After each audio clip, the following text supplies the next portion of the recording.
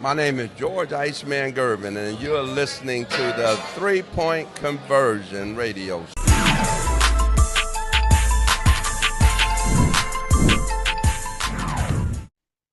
You that feeling of, okay, this is what I know I can be in this league. Yeah, I think it's a process more than anything. It felt good to shoot the ball well. Like I feel like even my misses were like right there. I thought multiple were still going in, and it was nice to have a night like that. And obviously overall we shot the ball well, 16 made threes, but it's kind of what we had to do. I think more than half of our shots came from the 3-point line. So I thought we settled a little bit.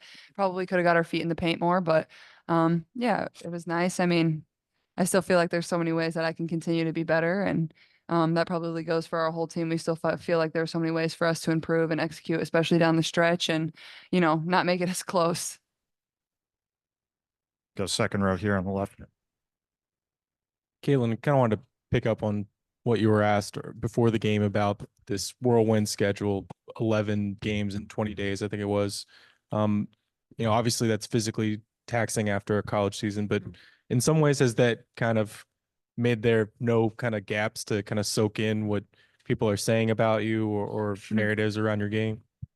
Yeah, I think the biggest thing is like there's not time to sulk from a loss. Like it's just one after the next, but at the same time, like all of us would say, like that's just not ideal. It's not an ideal way to play basketball. I think you could see the exhaustion on our faces, more mentally than probably physically. Obviously, physically we're exhausted, but I think mentally it's hard to stay sharp in those moments when you're going game to game, and mental preparation is probably the most important thing. So proud of our group, certainly battled, and now we feel like we're kind of through that hump, and we had a couple days of practice and time to kind of improve in ways that we thought we needed to improve. And I thought we came out here, and the Mystics are a great team. It feels like they're in so many close games all throughout the season. So another close one tonight, and we found a way to battle and get it done. Front row, Chloe on the right. Yeah, for either of you, there was that 7-minute stretch in the second quarter where you didn't have a field goal. Just what was the halftime message? How did you kind of bounce back from that in the second half? The idea is to be as fluid as we can. Obviously we were defending them well, but we got to make them pay by scoring. And the ball didn't go in. So for us, it was about making sure that we obviously, execute what we needed to.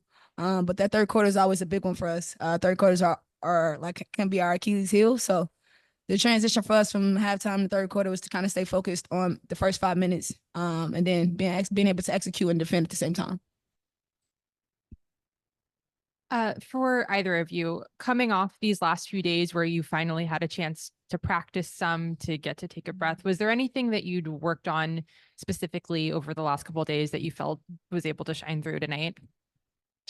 I mean, I think we honestly just ran through a ton of our plays. Like I feel like we've gone from like we've only been able to put stuff in walkthroughs and shoot arounds, and like we haven't had time to like actually work on it versus live competition versus our practice boys. And we worked a lot on our defense too. We worked a lot versus the blitz, because we've just been getting blitzed so much on ball screens this year. So it was good to get in the gym and be able to work on that with our 4 and 5 player and myself and Edub and Wally, whoever's taking care of the ball, just to get a little bit more comfortable and know our exact reads out of those. So I would say all those things, but it wasn't anything like complex. It was just like a, simple practice of like getting to actually play live and work on, set plays and our defense and things like that.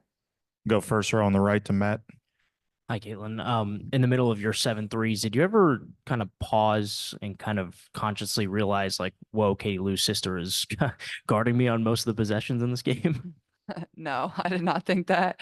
I feel like as a competitor, like you don't even know who's guarding you half the time. I think and I know Richard just guarded me some there in the third, maybe at the beginning of the fourth. So I think just, attack no matter who it is. Like you can't get too frazzled about, if it's somebody really great guarding you, or no matter who's across from you, you just want to dominate and have that mindset. And I don't even know if her and Katie Lou talked to each other during the whole game. So We got 2 on the second row on the right. Start the first one on the aisle.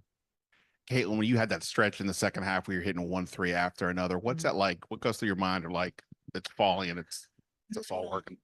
Well, I started off missing my first 2, so it was kind of annoying because both of them were pretty open. But I think just keep shooting. That's what shooters do. And honestly, I thought my teammates set really good screens, and I think that just shows like when you set and use screens, like no matter what you're running, even if the other team knows it, like it can still be really effective. Katie Lou had a couple really great screens and got me open. So I was just able to create off of those. And, you know, as a shooter, once you see, you know, 1 and 2 go in, you know, the basket just looks bigger and bigger. So that's kind of what I was feeling. Got second row far right. Hi, Caitlin.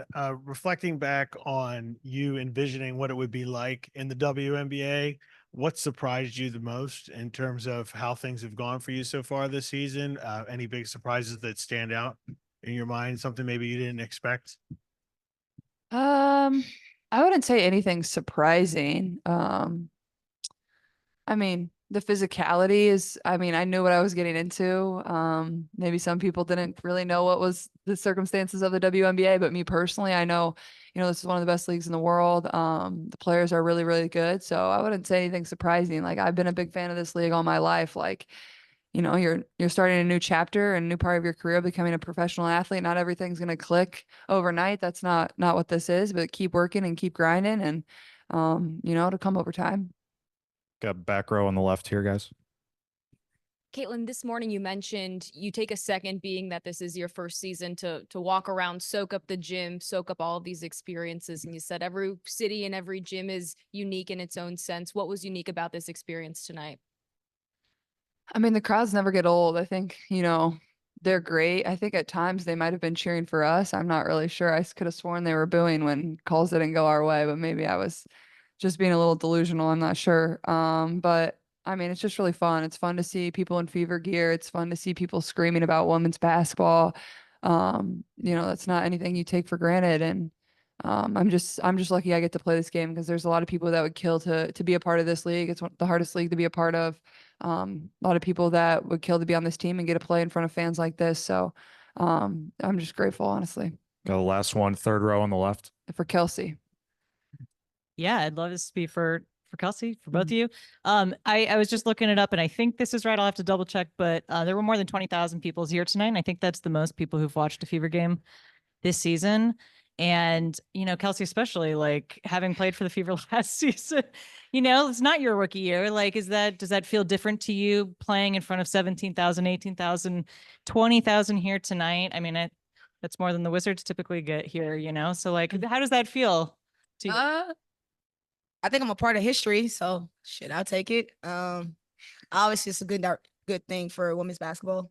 I'm playing alongside this kid, so it makes everything, you know, a little bit more dramatic, and like the people are coming out to see this person. So we just do what we can. We embrace it. I'm pretty sure our organization can feed off of it, our, you know, state of Indiana. So I think for us, we're going to utilize this energy for as much as we can possibly use it, and be happy that the women's basketball and the game where it's going is pretty positive. So.